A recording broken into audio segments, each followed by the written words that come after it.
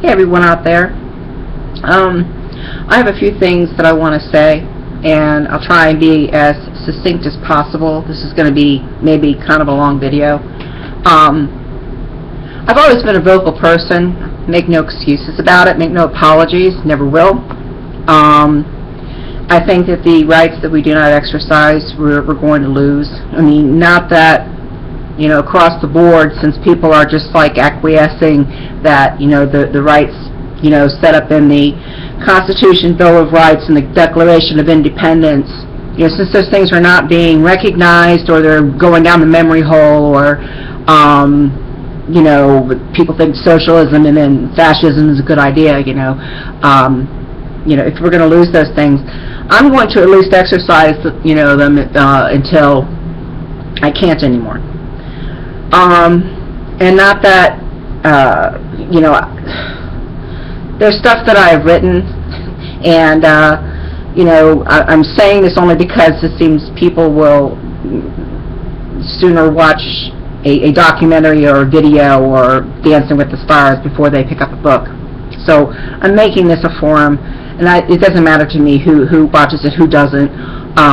But I'm going to speak my piece on a public forum, only because I'm not important. I'm just a cog in the wheel. But what I have to say is important.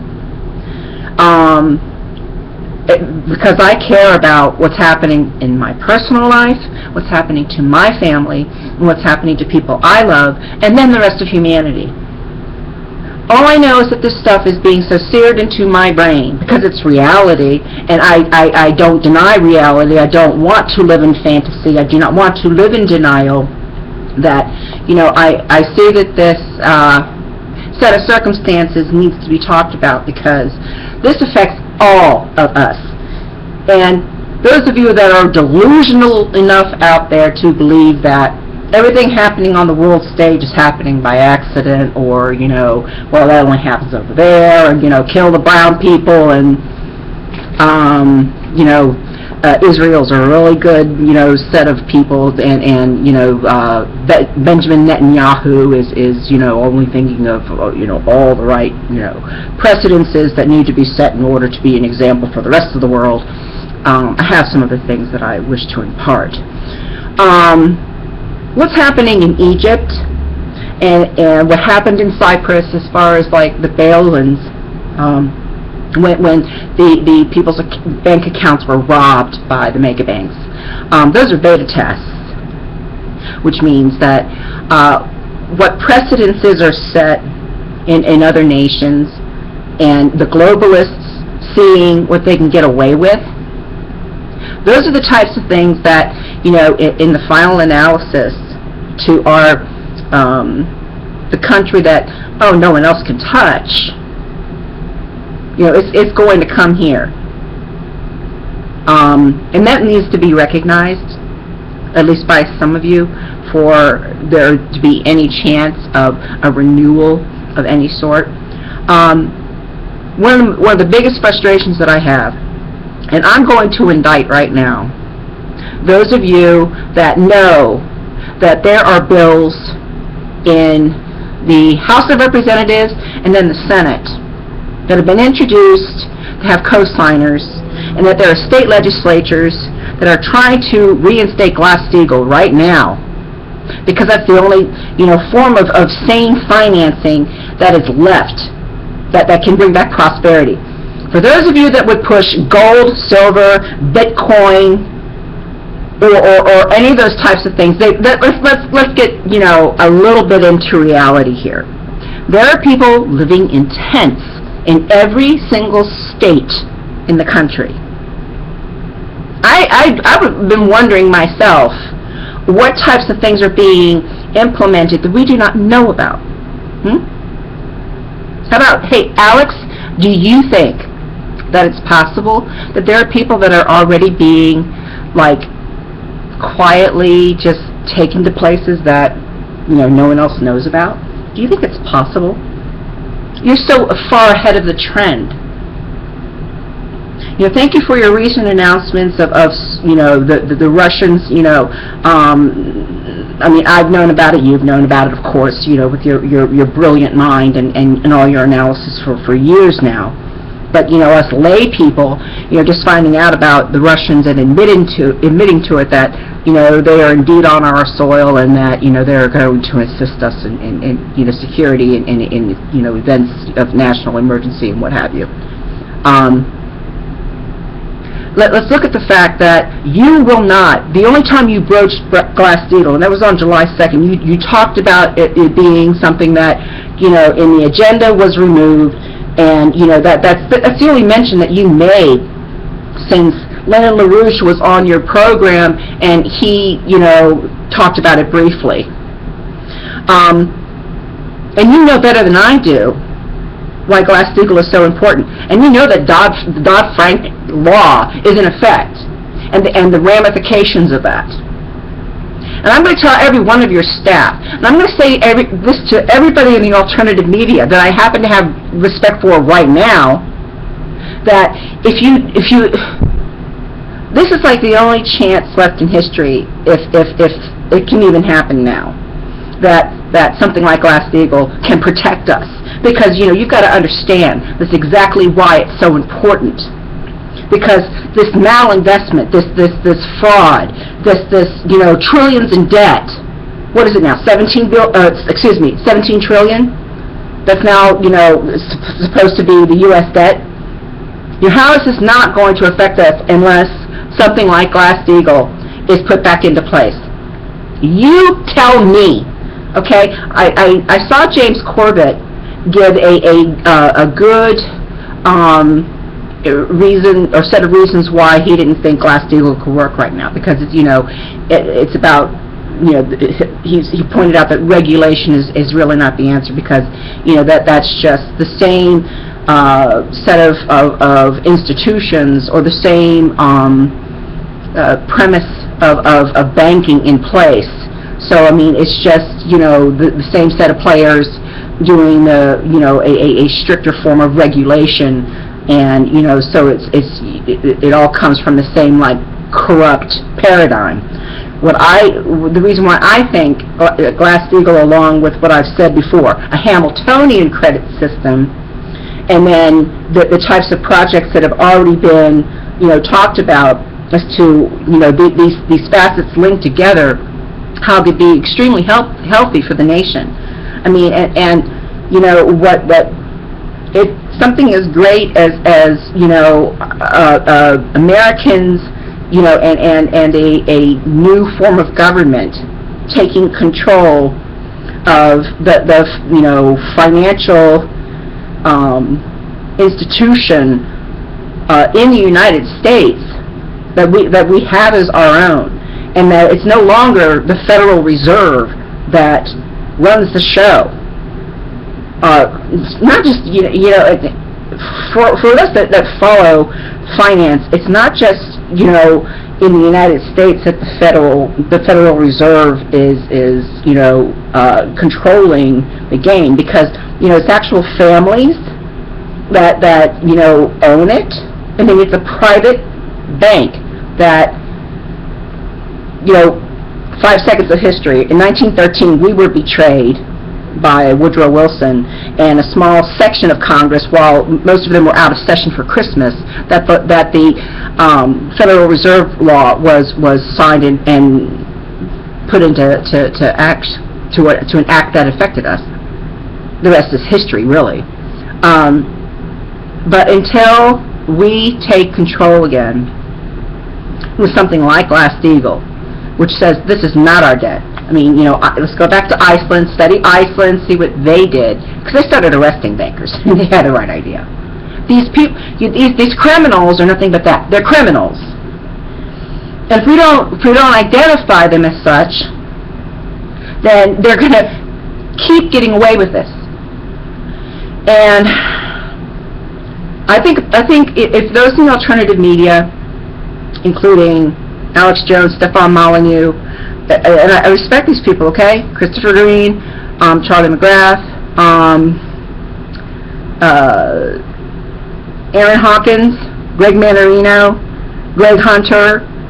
There's many of them that, you know, I mean, it should be like the conversation of the day, that we work to have Glass-Steagall reenacted. That's all there is to it.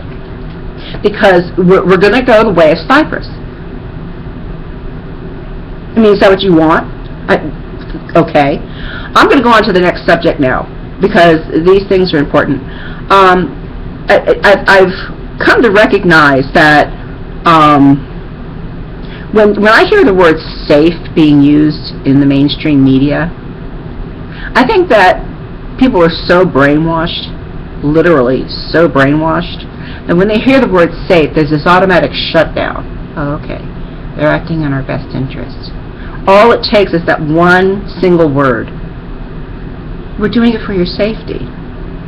And so people just, you know, they think that, oh, okay, well, this talking head, you know, well, if I think anything else, I'm going to be like a tinfoil hat wearer. But since they've used the word safe, it must mean that they're telling me the truth and that the government has my best interests at heart. And really, what you people need to start understanding is that when that word is used, you probably should turn tail and run. And a lot of this, what I'm trying to put across to you is that if we don't get politically activated now, then we've lost it entirely. When I say we've lost it entirely, the reality of the decimation of our nation will become so apparent that you will not be able to function anymore. I'm saying that your lives will be so topsy-turvy that you will not recognize it. I can't be any clearer than that. What else? What other evidence do you need? Do you need like, okay, this is the only example I can give that maybe it'll register a little bit. Do you need like another little bombing like what happened in Boston? That happened under a drill that was never mentioned in the mainstream media. There was a drill. I'm not making it up. There was a drill that was taking place, and that there were several people with backpacks that were on the sidelines of the race, and that the patsies that were chosen happened to be these brothers. But there were some others that were on the sidelines, depending on how the scenario was playing out, that the FBI would have chosen to, you know, chase down and kill anyway. But, you know, those armored vehicles and all those troops, do you remember them? They would have been used regardless of who they used as their patsies. And what I'm saying, flat out, there was a false flag operation. Those brothers, one of which were murdered, the other one who there were pictures of him coming out of the boat, uninjured, had been shot or stabbed in the throat, so he could not talk. And then there was the confession that was written inside the boat. I mean, do you remember any of this? The most important thing to remember is that there were people that they said on camera, I don't know, the mayor of Boston or whomever said it was voluntary for troops to go into their house and search their houses while they were taken out, you know, with their hands up.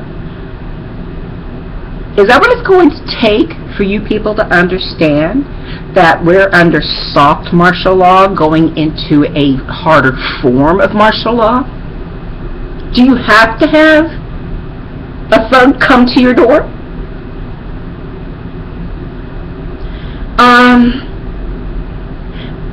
And I think another subject that's kind of important to point out, and this is a big segue, but, you know, so be it.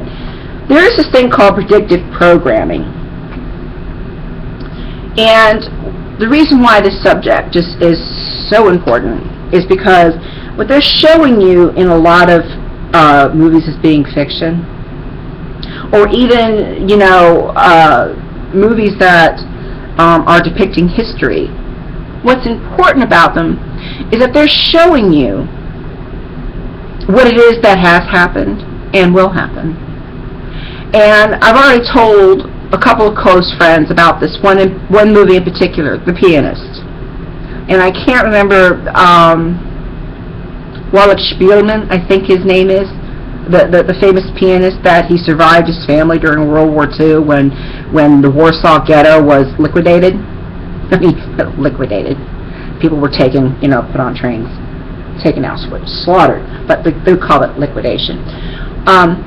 Watch that movie. Pick it up, get it off Netflix or wherever, and watch The Pianist. What you will see, what I noticed when I was watching the film, I've seen it a couple times, it's very compelling, it's the fact that I'm being shown, personally, for me, what it is to systematically get a group of individuals or community, or the Jews being race and nationality or whatever, to concede to their own demise. And you will see how this family, Spielman's family, they look at what the directives are for the Jews, and at first they refuse. They say, we're not going to do this, we're not going to do that. And then they finally have to, because they think they're going, it's a matter of survival. So they go from being, pretty affluent, wonderful, just a family, a normal family, harming no one, to they're being rounded up, like with the rest of the Jews that were told first to go into the Warsaw Ghetto, and then on whatever date, I think it was in 1942, they were taken out of these little apartments in the Warsaw Ghetto that they were sharing with other families, and hauled like cattle into these trains. You'll see it for yourself, and how they were completely demoralized, and everything that they were trying to do to protect their last remaining earthly assets were ripped from them. And then it was a capo, a Jewish police officer, that pulled Walid out of line, saved his life, and then he had his sojourn through all of his tormented walk into the future, and so that's the story of The Pianist. You could see what they endured until they were extinguished in Auschwitz. And one of the remarkable things, and they removed it from the film, by the way, there is a scene where the capo that saved Walid's life, and was in a couple different scenes sort of pointed out for his foolish behavior, because he was, of course, betraying his own people. There was a scene that was removed in the sanitation process before, I guess, they kept the final cut that they kept out on DVD in release of the family telling what a clown, how he looked like such a clown with his badge and his cap, and how he stood upright and was acting with such authority. It was removed, probably because as people watch it now, they do not want to see. They don't want the general public to see, or particularly probably the police officers to see, how they were being viewed by their own people, by their own kind. Because right now the police officers being trained to, basically treat the American people like they're insurgents, they're being brainwashed into, thinking that they're part of the team, and hey, they're gonna get more money, they're gonna get this and they're gonna get that, while they're getting the same vaccines that people are getting. They're being fed the same GMO crap that is causing disease, and they're gonna wind up, depending on the acceleration of everything, they're going to meet the same demise. Just as violent, maybe. I mean, I can't read the future as to exactly what is going to decimate the United States in this trajectory. But I know enough about false flag terrorism to see that there's a playbook, and it's seeing, they're picking and choosing how they're going to implement on their grand chessboard their strategy for world domination. Go ahead, think I've got a tinfoil hat on. Fuck you. This is what's happening right now. Is the decimation of the United States.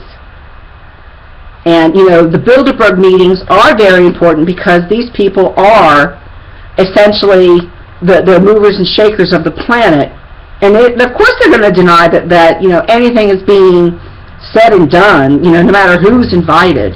Because we're talking about heads of state. We're talking about, all the ownership of mainstream media. We're talking about politicians, including Obama, that they're basically shaping the order out of chaos that they want. I mean, do you think what's happening in Egypt is entirely, just organic, like Occupy Wall Street? It wasn't lost on me that during the presidential campaign, before Obama got elected a second time, that it was shortly after the Bilderberg meeting in the Westville's Marriott in Chantilly, Virginia, that Rand Paul betrayed the Liberty Movement by not endorsing his father's candidacy for presidency, but Mitt Romney's. So when I'm saying, and I hope that, everybody in the alternative media hears me say this, but I think it's possible that Rand Paul was at the Bilderberg meeting. Is he? Are they? I don't think Ron Paul attended. I'm not saying that Ron Paul is 100% Snow White either, but I think it was a huge betrayal, and I think that was the only way Rand Paul knew he could stay in the game. And there's a 50-50 chance, because it just happened soon after that conference, that he endorsed Romney.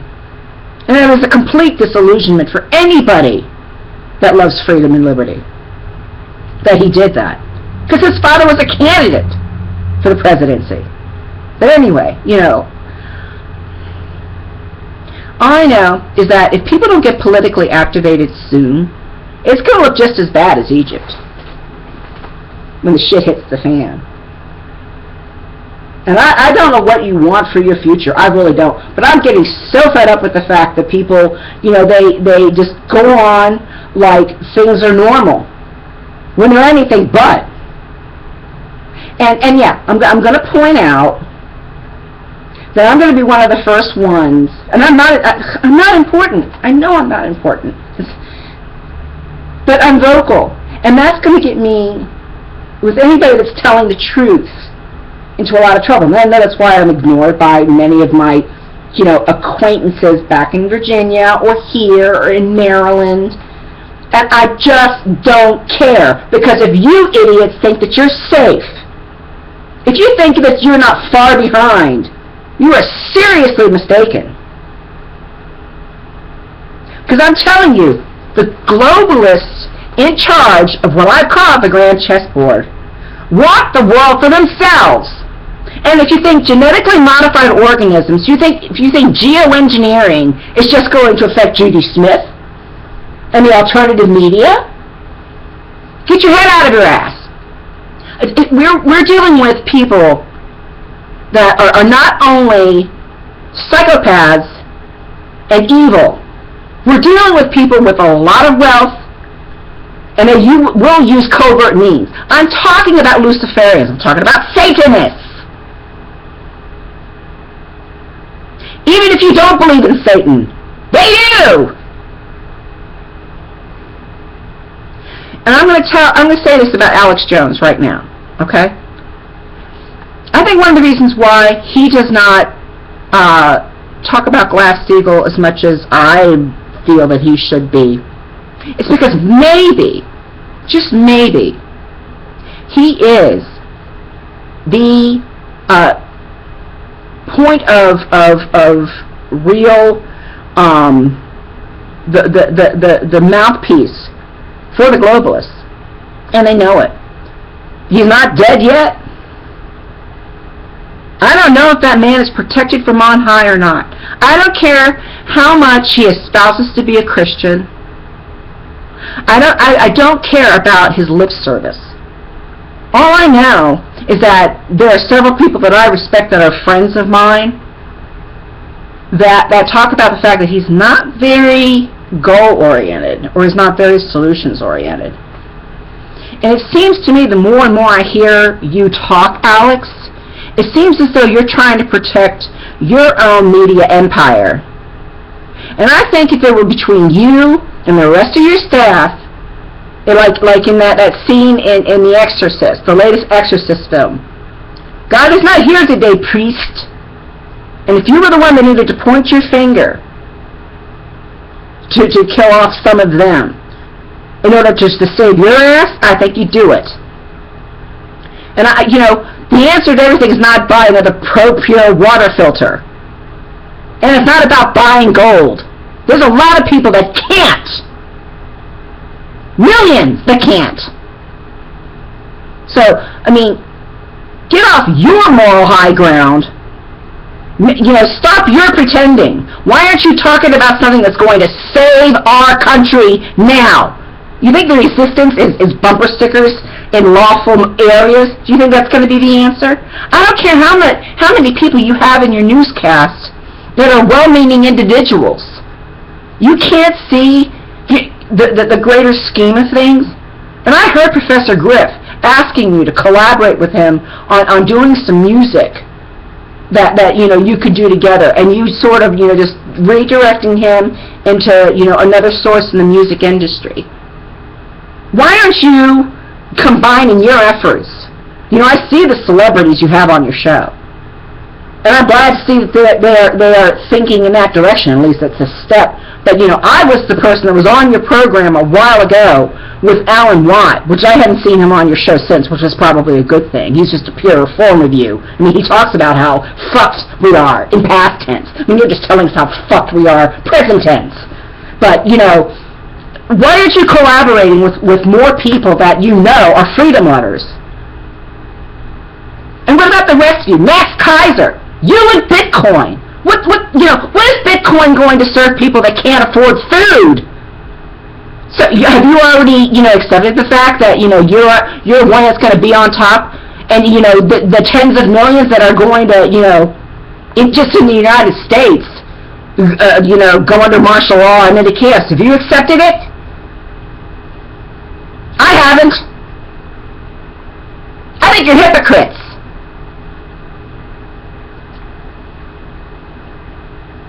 And then when I get a response to this, I kind of doubt it.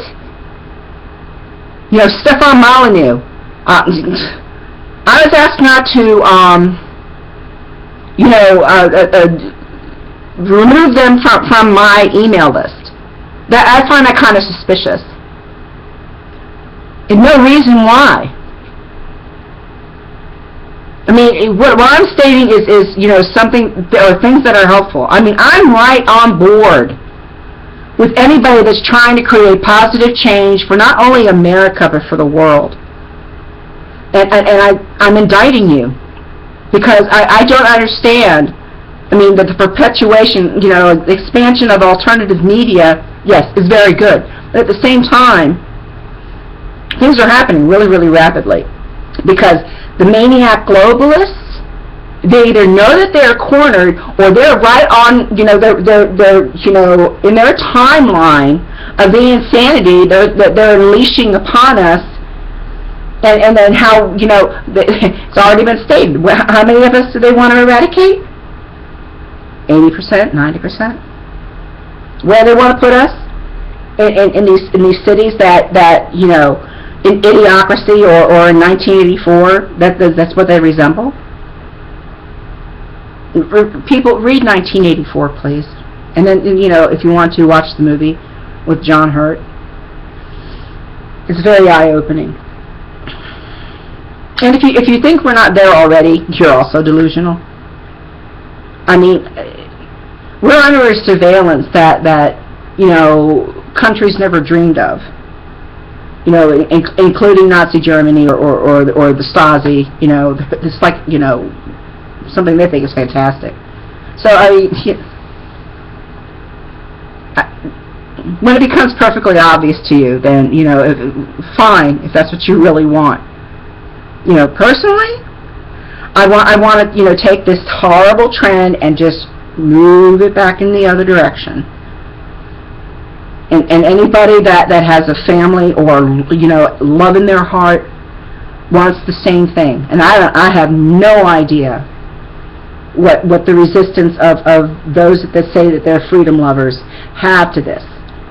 Because we're getting at a very late hour, and it may already be too late. But, that's why I keep talking about Glass-Steagall. Glass-Steagall is the line that can be drawn. And if members of Congress can snap out of it, it can be put through the House and the Senate, or states can, put it into law. And yes, J.P. Morgan Chase did go into the Delaware legislature and say you need to put an end to this right now. I think there was intimidation. J.P. Morgan Chase. It's the mega banks that are trying to just continue to run roughshod over all of us. And it's this 10,000 maniacs against the rest of humanity. And there is strength in numbers. This is why I'm so angry and so frustrated. People just snap out of it. Stop when the word safe comes, out of a blonde bimbo's head, during a newscast. If that's an immediate red flag. Oh, she's lying. Oh my God, we're fucked. If there's any time that you need to realize that you're being lied to is when they're doing things in the name of safety. If you can just remember that. So, okay, I've done enough of this rant. My anger, my angst, my seething is real, and maybe it's just a phase and I'll get over it, then I'll be black-bagged and sent off, But I wanted to point this stuff out to you people because America, the Republic, is dead. Now, it's up to us as to whether or not we want to take our rights back, to take our country back. And I don't know what by what means, but that's why I'm so angry at the alternative media right now, because there needs to be this discussion. Because it needs to be peaceful. These people are people and can some way be taken out of our lives, because there's, in the United States, there's millions of us. Millions. Those buildings in D.C. are only that big. So I've said enough. Probably like 20 minutes ago, a lot of you have shut off this film. That's just really your problem. Because even though I'm just a voice in the wilderness, and one day all this may, likely be erased, I would have at least said something. And if I get one of you to listen, then I've done something to move things along. But, Alex, it is not about, this resistance that's going to be out there. It is about, what Ron Paul called coalition building, and I really think we need cohesiveness, because that's the one thing the globalists have over us. They certainly are tied at the hip together on certain issues. Just like there is no right-left paradigm. We better find the issues that we agree on. And get busy right now. Together.